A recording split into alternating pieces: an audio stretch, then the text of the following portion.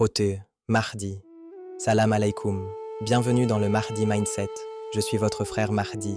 Dis-moi, si, cette année, Allah t'annonçait que ton Ramadan est accepté, mais qu'il te restait une seule chose à faire avant que le mois se ferme, une seule signature au bas du contrat, tu imaginerais quoi? Une longue nuit de Qiyam, un dernier long dua en larmes, ou quelque chose de beaucoup plus simple et beaucoup plus tourné vers les autres? Ce soir, on va parler d'un acte que beaucoup traitent comme un bonus, un petit plus en fin de mois, alors qu'en réalité, c'est le sceau du Ramadan. Ce n'est pas un extra, c'est la fermeture des comptes. C'est ce qui lave ce que ton jeûne n'a pas réussi à laver, et ce qui habille de dignité ceux qui n'auraient jamais dû arriver à l'Aïd avec la peur du manque. Zakat al-Fitr. Je veux que tu imagines une scène. C'est la nuit avant l'Aïd, dans une petite maison au bord d'une ville musulmane, il y a plusieurs siècles. Les lanternes à huile jettent une lumière jaune sur les murs en terre. Une mère est assise, silencieuse, devant un petit coffre presque vide.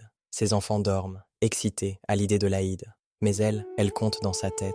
Est-ce que j'ai de quoi faire un vrai repas demain? Est-ce que j'ai de quoi leur donner ce sentiment de fête? Ou est-ce que ce sera juste un jour de plus à cacher le manque? Au même moment, pas très loin, un homme sort de la mosquée après Isha, un sac de dattes sur l'épaule, le cœur léger. Pour lui, Zakat al-Fitr, ce n'est pas un calcul froid, c'est comme une prière en mouvement. On lui a appris que son jeûne a sûrement été fissuré par des paroles en trop, des regards en trop, des colères en trop, et que cette aumône de fin de Ramadan, c'est le savon invisible qui nettoie ses taches et le vêtement de dignité qu'il dépose, sans bruit, sur les épaules d'une famille qu'il ne connaît même pas. Il frappe doucement à une porte. On ouvre. Il pose le sac, dit Aïd Moubarak, et s'éclipse.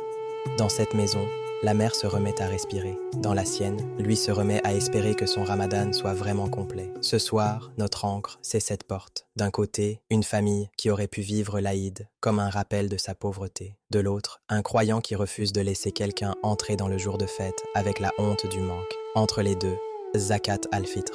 On va explorer ensemble 3 choses. Comment cet acte vient purifier ton moi, pas en théorie, mais concrètement. Comment il vient protéger la dignité des autres, pas par pitié, mais par architecture sociale. Et comment le timing, le avant la prière de l'Aïd, éduque ton sens de la mana, de la responsabilité. Je vais te poser une question pour commencer ce voyage intérieur. Et si ton vrai niveau de spiritualité ne se voyait pas dans la longueur de tes nuits, mais dans la façon dont tu refuses de laisser quelqu'un arriver au jour de l'Aïd, avec le ventre serré et le cœur humilié, reste avec moi. On va parler de purification, de dignité et de ce moment précis où ton Ramadan se ferme, non pas sur toi, mais sur ta communauté. Hôte, Mahdi, tu sais, on parle souvent de Zakat al-Fitr comme d'un devoir.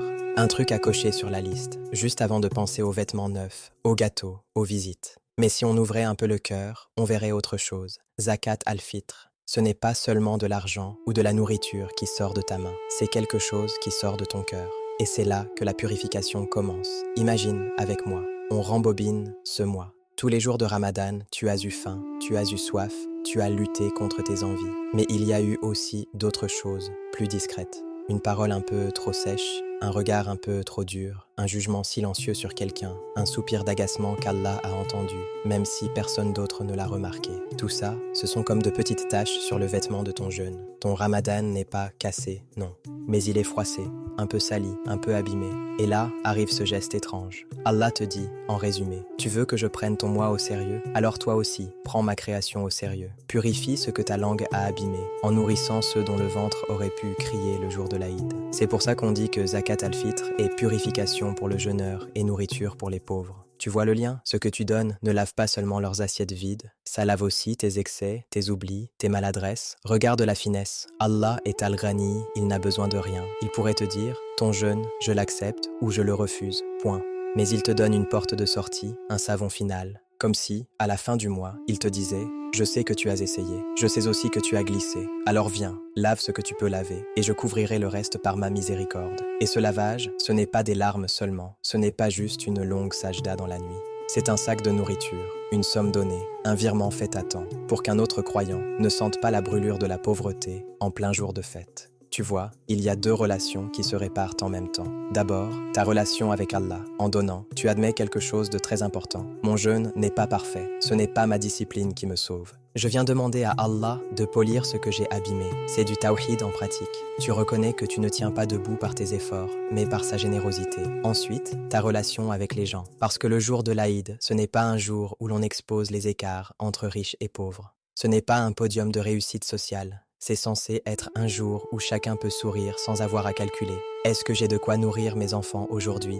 Zakat al-Fitr vient dire, dans cette communauté, personne ne doit entrer dans la fête avec la honte du manque. Ce n'est pas de la pitié, c'est une architecture, un système, une sécurité invisible qui dit à chaque croyant, tu n'es pas seul. Ton Aïd ne sera pas le théâtre de ta pauvreté. Et toi, au milieu de tout ça, qui deviens-tu? Tu deviens quelqu'un dont la spiritualité n'est plus enfermée dans un tapis de prière. Ton adoration sort de ta chambre, elle traverse la rue, elle entre dans la cuisine d'une autre famille. Tu sais ce que ça fait à ton cœur? Ça casse l'illusion que tout tourne autour de toi. Ça casse l'orgueil qui se nourrit de « moi, j'ai jeûné, moi, j'ai prié, moi, j'ai fait qiyam ». Parce que, soudain, la question change. Ce n'est plus « qu'est-ce que j'ai ressenti dans mon qiyam ?» C'est « qui va mieux parce que j'ai jeûné ?» Qui respire mieux parce que j'existe dans cette communauté? Il y a une chose très subtile qui se purifie avec Zakat al-Fitr, l'attachement à ton argent. On peut être très pratiquant et pourtant avoir un cœur serré dès qu'il s'agit de donner. Tu sais ce petit dialogue intérieur. Oui, mais j'ai déjà donné cette année. Oui, mais la vie est chère. Oui, mais je dois penser à moi aussi. Zakat al-Fitr vient couper ce fil. C'est comme si Allah te disait « Tu as goûté à la faim pour moi, maintenant goûte à la confiance en moi. Donne et regarde si ton monde s'écroule vraiment. Ou si, au contraire, je l'ouvre encore plus. » Et il y a encore autre chose, le timing. Pourquoi avant la prière de l'Aïd? Pourquoi cette urgence, cette limite précise? Parce que ce n'est pas seulement que tu donnes, c'est que tu donnes à temps. Que tu ne laisses pas quelqu'un vivre le moment le plus sensible avec un manque que tu aurais pu prévenir. C'est une école de l'amana. Si tu peux éviter à quelqu'un un stress, une humiliation, une pression, tu le fais avant que le moment critique arrive. Exactement comme ce pauvre qui n'a pas besoin de ton aide, un jour, Inch'Allah. Mais maintenant, pour que ses enfants puissent se lever le matin de l'Aïd sans entendre le bruit du vide dans les placards. Alors, laisse-moi te poser une question. À toi qui écoutes, là, peut-être fatigué, peut-être ému. Quand tu penses à ton Ramadan, qu'est-ce qui te fait le plus peur? Que tes nuits n'aient pas été assez longues, ou que ton cœur soit resté trop centré sur lui-même, parce que Zakat al-Fitr vient te proposer une sortie. Ferme ton moi en servant quelqu'un.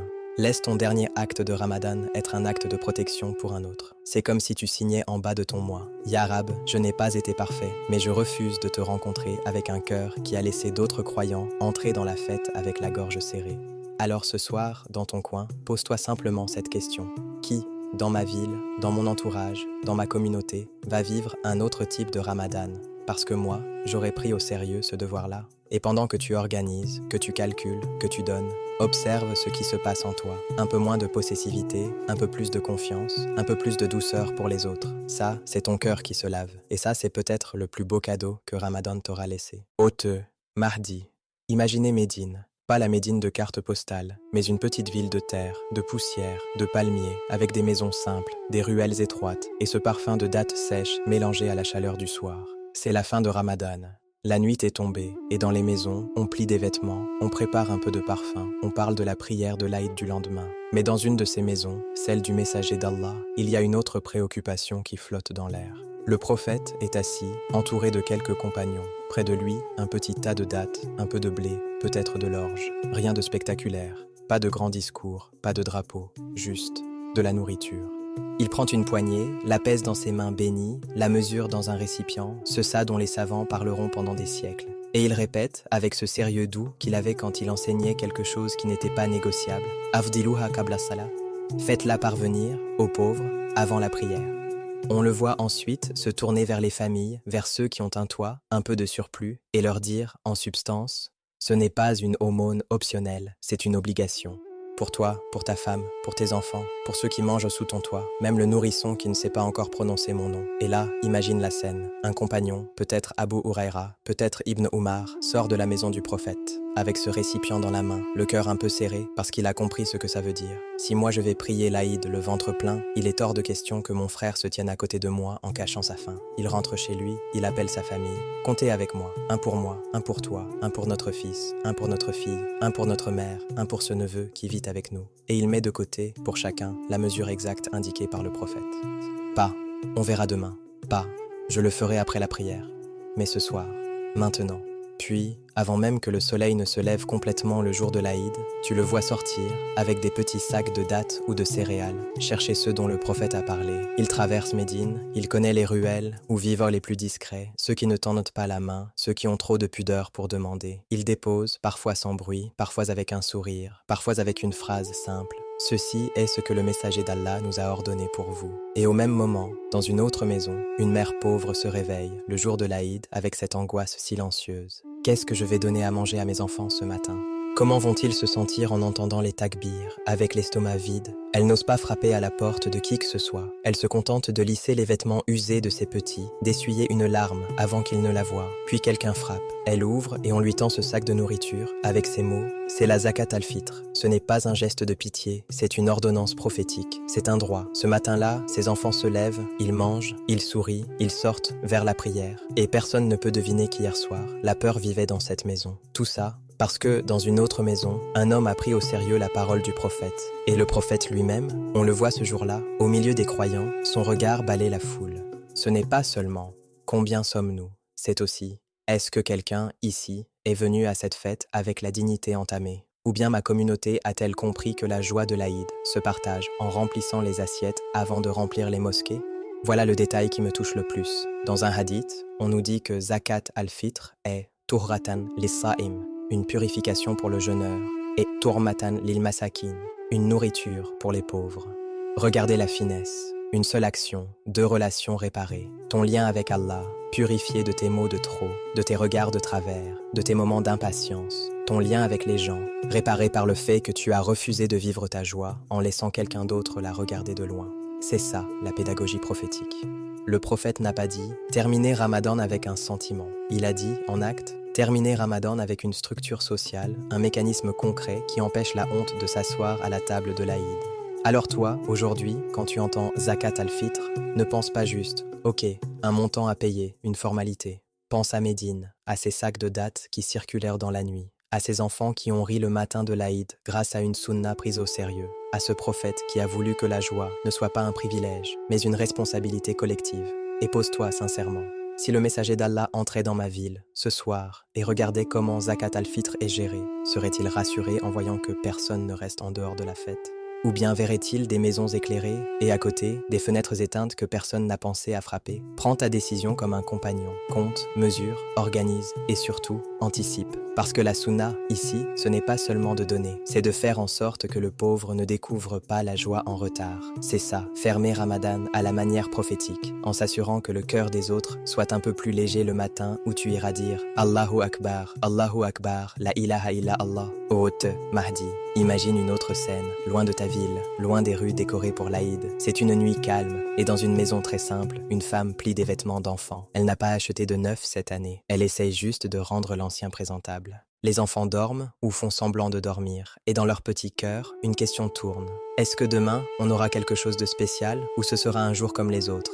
Elle, assise au bord de son lit, regarde un sac de farine presque vide, un peu d'huile, quelques dattes. Elle ne se plaint pas, elle a dépassé ça depuis longtemps. Elle dit seulement doucement « Ya Allah, tu vois, tu sais, ne me laisse pas affronter l'Aïd en cachant ma pauvreté à mes enfants. Tu es Al-Ghani, tu n'as besoin de rien, et moi, j'ai besoin de toi. » Ce qu'elle ne voit pas, c'est que pendant qu'elle fait cette dua, des anges se penchent, écoutent et enregistrent chaque mot. Les anges n'écrivent pas seulement tes prières, de Tarawih, tes larmes de Qiyam. Les anges sont témoins de la dignité qu'elle essaie de garder, de la gorge qu'elle serre pour ne pas pleurer devant ses enfants, de la confiance qu'elle maintient malgré un frigo presque vide. Et quelque part, dans une autre maison, peut-être la tienne, tu regardes ton téléphone, tu te dis « Zakat al-Fitr, j'ai encore le temps, je verrai demain ou après-demain, on va gérer ça vite fait ». Tu crois que c'est juste une question d'organisation, mais dans l'invisible, c'est tout autre chose. Les anges sont témoins du moment où tu hésites, du moment où tu dis « plus tard ». Ils voient que ce « plus tard » signifie peut-être que cette femme préparera l'Aïd avec la même inquiétude dans le cœur, que ses enfants se réveilleront avec la même assiette ordinaire, alors qu'Allah avait écrit pour elle un soulagement à travers toi. Dans la tombe, quand on te posera ces questions que tu connais déjà, Man Rabouk, Madinuk, tu répondras, Inch'Allah. Mais il y a d'autres scènes, moins connues, qui t'attendent aussi. Le prophète nous a appris que les actions continuent de vivre après nous. Imagine-toi dans ta tombe, dans cette obscurité, que personne ne peut traverser avec toi, ni tes amis, ni ton compte en banque, ni tes décorations d'Aïd. Et soudain, une lumière arrive, douce, réconfortante. On te dit, ceci, c'est la joie d'un enfant le matin de l'Aïd, que tu as préservé avec ta zakat al-fitr. Ceci, c'est la pudeur d'une mère qui n'a pas eu besoin d'emprunter en secret, parce que ton don est arrivé à temps. Voici la nourriture que tu as envoyée, transformée en lumière dans ta tombe. Les anges sont témoins de ce qui circule entre les maisons, pas seulement de ce qui se passe dans la mosquée. Ils sont témoins du message que tu envoies. As-tu besoin de quelque chose pour l'Aïd? Avec douceur, sans humilier. Ils sont témoins de ton virement fait en avance, de tes sacs de nourriture préparés avant le rush, de ton souci de respecter l'heure du pauvre, pas seulement ton confort. Et ils sont témoins aussi du contraire, des dons faits après l'Aïd, sans effort pour respecter la sunna, comme on coche une case et on tourne la page. Dans l'au-delà, on ne te demandera pas seulement combien as-tu donné. La question cachée sera, qu'as-tu protégé avec ce don? As-tu protégé la dignité? As-tu protégé la joie? As-tu protégé la confiance des faibles en leur Seigneur? Parce que Zakat al-Fitr, ce n'est pas juste un transfert de richesse, c'est un témoignage que tu déposes dans ton dossier pour l'Akhira. Ya Rab, je n'ai pas laissé la fête que tu as légiférée se transformer en rappel de misère pour ceux qui avaient une faim. Tu es Al-Ghani, tu n'as besoin de personne, mais tu m'as donné l'honneur d'être un canal. Les anges ont vu que je l'ai pris au sérieux. Pense au jour du jugement. Les gens seront nus, inquiets, le soleil rapproché, les bilans ouverts. Et au milieu de cette anxiété, Allah protégera certains sous son ombre. Parmi eux, il y a ceux qui ont eu de la rahma pour les faibles, qui ont été une source de soutien, qui ont compris que la richesse est un dépôt, pas un trophée. Zakat al-Fitr, c'est minuscule à l'échelle d'une fortune, mais immense à l'échelle d'un bilan, parce qu'elle porte une intention. Je ne veux pas me présenter devant toi, Ya Allah, avec un jeûne qui a blessé par ma langue et oublié par ma main. Je veux venir avec un jeûne lavé et un peuple soulagé. Les anges sont témoins de ce que ton cœur décide ce soir.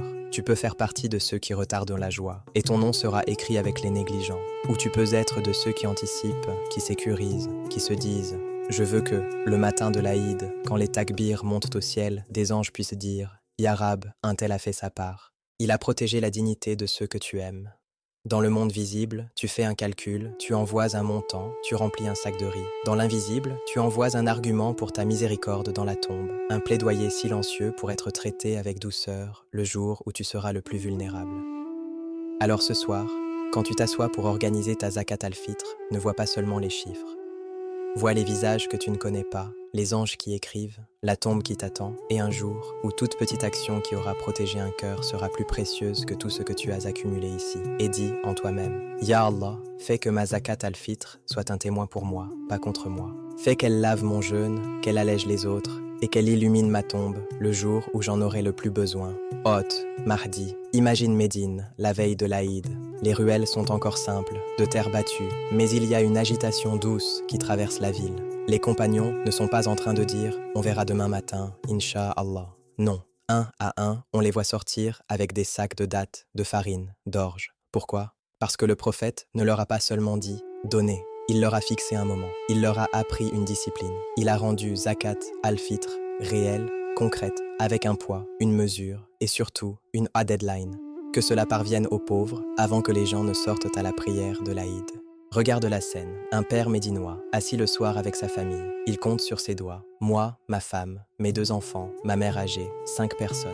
Il prépare 5 parts parce qu'il sait que le prophète a rendu cela obligatoire pour chaque personne sous sa responsabilité.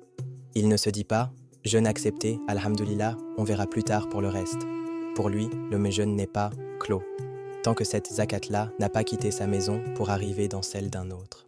Et le matin de l'Aïd, avant que le soleil ne soit haut, tu vois des pauvres qui ne tournent pas autour de la mosquée en cherchant un regard compatissant.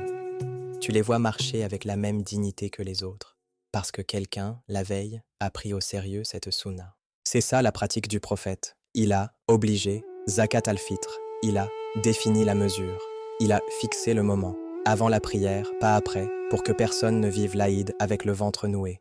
Alors toi, aujourd'hui, comment tu imites cette scène dans ta vie moderne, avec tes virements, tes applications, tes horaires chargés? Un seul pas très simple, mais prophétique, que je t'invite à faire. Assieds-toi ce soir, prends un papier ou ton téléphone, et fais comme ce père médinois. Compte. Qui est réellement sous ta responsabilité? Toi-même, ton épouse, ton mari, tes enfants, tes parents si tu subvins à leurs besoins. toute personne dont tu assumes les charges au quotidien. Tu écris les prénoms un par ligne et en face de chaque prénom, tu mets un par de zakat al-fitr. Puis tu fais le deuxième geste prophétique, tu sécurises le printemps. Tu choisis un canal qui te garantit que cette zakat arrivera aux pauvres avant la prière de l'Aïd, soit une association fiable qui précise clairement qu'elle distribue avant la salat al-Aïd, soit toi-même en préparant la nourriture ou l'équivalent et en l'apportant à une famille dans le besoin au plus tard, la veille au soir ou le matin très tôt. Et tu ne te contentes pas d'envoyer, tu fais une dernière chose, très simple mais profondément sunna, tu confirmes. Comme les compagnons qui donnaient 1 ou 2 jours avant, pour être sûr. Tu envoies un message. Est-ce que vous pouvez me confirmer que ma zakat al-fitr sera distribuée avant la prière de l'Aïd? Ce n'est pas du contrôle, c'est de la manar. C'est honorer la sagesse du prophète qui a fait de cette adoration une protection de la dignité, pas juste un virement symbolique. Alors, ta sunna pratique aujourd'hui. 1. Compte toutes les personnes dont tu as la charge. 2. Calcule le montant ou la quantité de nourriture par tête. 3. Choisis une voie de distribution qui garantit la livraison avant la prière. 4. Confirme que ce sera bien fait à temps. Et quand tu auras fait ça, ne vois pas seulement une tâche cochée. Vois-toi, discrètement, en train de marcher dans les traces du prophète qui voulait que le jour de l'Aïd soit un jour où personne, dans sa communauté, ne soit laissé derrière. Hôte, Mahdi, alors, on arrive à la fin de cette étape du voyage. Regarde ce qu'Allah t'a appris aujourd'hui. Tu as vu que Zakat al-Fitr, ce n'est pas un bonus facultatif. C'est le aswa de ton Ramadan. C'est comme si tu avais écrit une longue lettre pendant 28 jours. Tes prières, tes jeûnes, tes larmes, tes efforts. Et à la fin, Allah te dit, maintenant, scelle cette lettre par 2 gestes. Purifie ce qui a sali ton jeûne. Protège la dignité de ceux qui fêteront l'Aïd avec moins que toi. C'est ça, la beauté de cette adoration. Tu nettoies entre toi et Allah et tu répares entre toi et les gens. Ton Aïd, ce n'est pas seulement ta nouvelle tenue, ton parfum, ta joie en famille. Ton Aïd commence quand tu t'assures que quelqu'un d'autre ne se sentira pas oublié. Et pour faire ça, il faut un cœur qui n'est pas accroché à l'argent. Un cœur qui sait que « Wama anfaqtum min shay'in fahuwa yukhlifuhu ». Tout ce que vous dépensez, il le remplacera. Alors ce soir, on va demander à Allah de traiter la racine du problème, la peur de donner, la peur de manquer. Répète avec moi, doucement, comme une protection que tu poses sur ton cœur. Allahumma inni a'udhu bika minal bukhli. Encore une fois, avec conscience. Allahumma inni a'udhu bika minal bukhli. Ô Allah, je cherche refuge auprès de toi contre la misère du cœur, contre l'avarice, contre ce réflexe qui serre la main au lieu de l'ouvrir. Ya Rab, ne fais pas de moi quelqu'un qui aime son argent plus qu'il n'aime te rencontrer. Ne fais pas de moi quelqu'un qui regarde les pauvres comme un poids, mais comme une porte que tu as mise sur mon chemin pour laver mes fautes et élever mon rang. Ya Allah, purifie mon jeûne de tout ce que ma langue a abîmé, de tout ce que mon regard a sali, de tout ce que mon cœur a caché, et fais que ma zakat al-fitr ne soit pas un virement mécanique, mais un acte de tawhid vivant, où je reconnais que tout vient de toi, que tout retourne à toi, et que celui qui donne ne perd jamais. Ya Karim, permets-moi d'arriver à l'Aïd avec des comptes propres entre toi et entre moi et tes serviteurs. Fais de moi une cause de joie discrète dans la vie de quelqu'un que tout le monde a oublié. Et protège-moi, protège ma famille, protège ceux que j'aime, ici et au loin, de la pauvreté du cœur, de la dureté et de la peur de donner. Ya Rab, accepte ce Ramadan de nous, même s'il est plein de manques, et scelle-le par une zakat al-fitr qui soit lumière pour nous le jour où nous aurons le plus besoin de lumière. Qu'Allah vous préserve. Rendez-vous demain pour la suite du voyage. Salam alaikum.